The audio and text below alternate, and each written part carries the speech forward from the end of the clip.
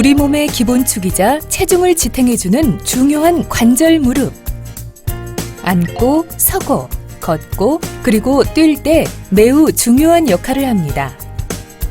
평지를 걸을 땐 체중의 5배, 뛰거나 점프를 할 땐 체중의 10배 이상의 하중이 무릎에 전해주는데요.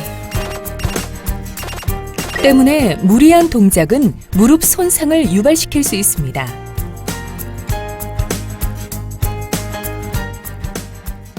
아울러 쪼그려 앉거나 무릎을 꿇고 일하는 경우, 또 무거운 물건을 드는 행동들은 무릎 건강을 해칠 수 있는데요.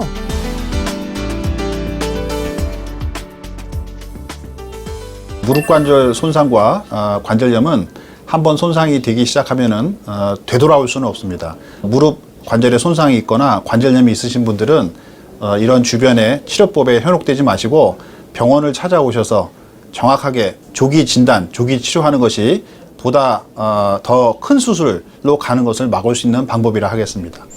무릎은 무릎뼈, 허벅지뼈, 종아리뼈로 이루어져 있는데요. 무릎 관절 주위에는 관절낭이 싸고 있고 내측 측부인대, 외측 측부인대, 전방 십자인대, 후방 십자인대로 고정되어 관절의 안정성은 물론 힘을 유지할 수 있습니다. 반월상 연골은 무릎의 허벅지뼈와 종아리뼈 사이에 있는 물렁뼈로서 무릎 관절이 서로 부딪혀 상하지 않도록 충격을 완화해주는 쿠션과 같은 역할을 합니다. 그런데 무릎의 인대와 반월상 연골이 파열돼 치료를 받아야 하는 경우가 있습니다. 노화로 인해 나타나는 퇴행성이 원인이거나 외상 때문이기도 한데요. 높은 곳에서 착지하다 무릎이 회전하거나 무릎에 충격이 많이 가게 되면 인대나 반월상 연골이 파열되기도 합니다. 전방 십자인대가 있어야 되는 부위인데 완전히 파열이 돼서 이게 이렇게 누워있고 출혈이 생겨서 무릎 안에 이렇게 액체가 고여있죠. 뼈와 뼈 사이에 반월판이 있는데 위아래로 물렁뼈가 찢어져 나간 것으로 생각이 됩니다. 손상된 인대는 관절 내시경을 통해 재건해주는 재건수를 시행합니다. 또한 반월상 연골은 파열된 상태를 확인한 후 파열된 부분이 혈액순환이 안 되는 부분이면 관절경 수술로 절제하거나 찢어진 부분이 혈액이 통하는 부분이면 봉합을 해서 연골을 살립니다. 전방 십자인대 구조는 저희가 이제 검은 전깃줄, 검은 피복을 벗기면 안에 많은 구리선이 들어있는 그런 전깃줄을 연상하실 수가 있을 겁니다. 마치 그런 구조로 되어 있기 때문에 동시에 그 많은 구리선들이 다 끊어진다면 완전 파열이 되고 그런 경우에는 꼭 수술이 필요합니다. 왜냐하면 슬관절에 계속 불안정성이 오고 그럼으로써 제대로 스포츠라든지 일상생활을 할 수가 없습니다. 그리고 그 불안정성은 향후에 추가적인 반월판 파열이라든지 연골 손상을 일으켜서 결국에는 관절염으로 이르게 하기 때문에 완전 파열의 경우에는 수술을 해주는 것이 맞습니다. 그러나 그 구리줄이 다 끊어지지 않고 일부 가닥은 끊어졌지만은 남아있는 가닥이 많아서 실제로 불안정성을 초래하지 않을 때는 전방 십자인대 파열이라고 하더라도 부분 파열이라고 하고 그런 경우에는 수술을 하지 않아도 치유되는 경우들이 있습니다. 반월판 파열에 대해서는 반월판 파열은 우리 뼈와 뼈 사이에서 충격을 흡수하고 또 완충작용을 하는 아주 중요한 구조물인데요. 그것이 파열이 1cm 이상 파열이 돼서 계속 불안정성을 보이는 경우, 예를 들어 관절 내시경상에서 참침자를 가지고 잡아당겼을 때 움직이는 경우, 그런 경우에는 꼭 수술을 해주는 것이 좋습니다. 봉합을 해주게 되고요. 그러나 사이즈가 크지 않고 또 이 변두리에 있어서 혈액순환이 좋고 불안정성을 보이지 않는 그런 파열에서는 꼭 수술하지는 않습니다. 퇴행성 무릎 관절염은 우리나라 65세 이상 노인 10명 중 7명 이상이 앓고 있는 치명적 질환인데요. 여성 환자 수가 더 많습니다. 퇴행성 무릎 관절염은 나이가 들어 관절을 보호하고 있던 연골이 파괴되면서 뼈와 뼈 사이가 직접 부딪혀 통증을 유발합니다. 퇴행성 무릎 관절염은 환자의 증상과 신체 검사 소견, 엑스레이 검사로 진단해 1기에서 4기로 구분하는데요. 이 사진을 보시면은 예. 이 대퇴골두, 이 고관절에서 녹색 줄이 이 환자의 체중선이 되고 무릎 중심이 이 체중 중심선에서 많이 바깥으로 벗어난 걸 볼 수 있습니다. 그만큼 내반 변형이 심하고 또 내측 구획과 외측 구획을 보면은 간격도 넓고 좋은 반면에 내측은 굉장히 좁아진 것을 볼 수 있어요.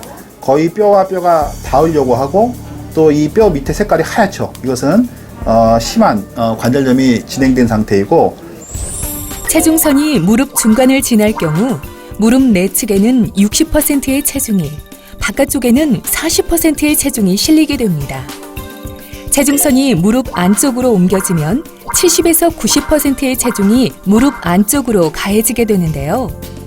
이것이 퇴행성 무릎 관절염을 더 빨리 진행되게 만들고 다리도 더 휘게 만듭니다. 많은 환자들에게서 곧은 다리보다는 내반 변형이라고 하는 소위 그 오다리 환자가 많습니다. 근데 그런 경우는 비유를 들자면은 저희 타이어가 삐뚤어져서 편마모가 되듯이 내반 변형에서는 안쪽 구획이 집중적으로 마모되게 됩니다. 나이가 65세 이하 또는 심지어 60세 이하에서는 인공관절을 시행한다는 것은 굉장한 큰 부담입니다. 그래서 그런 환자들에게서 인공관절 수술로 가는 것을 최대한 늦추고 지연시키기 위해서는 그 내반 변형된, 즉 오다리를 교정함으로써 이 체중이 외측으로 부하되게 해서 안쪽으로의 마모를 더 진행시키는 것을 늦추고 그리고 건강한 외측 구획을 더 사용할 수 있도록 하는 수술이 되겠고, 비교적 젊은 나이에서 10년 정도 인공관절 수술을 늦추려는 목적으로 시행하는 것이 교정 절골술입니다. 교정 절골술은 견골 아래쪽을 절개해 수술 전 계획한 각도만큼 공간을 벌린 다음 금속판과 나사를 고정시켜 벌어진 부분에 뼈를 이식해 채워 넣습니다. 뼈를 잘라내는 수술은 정확하게 이루어져야 하기 때문에 수술 내내 엑스레이 촬영을 하며 환자의 상태를 수시로 확인하면서 수술을 시행합니다. 인공관절 수술은 환자의 나이와 통증 등을 고려해 결정하는데요. 수술 범위에 따라 부분 치환술과 전치환술로 나눕니다.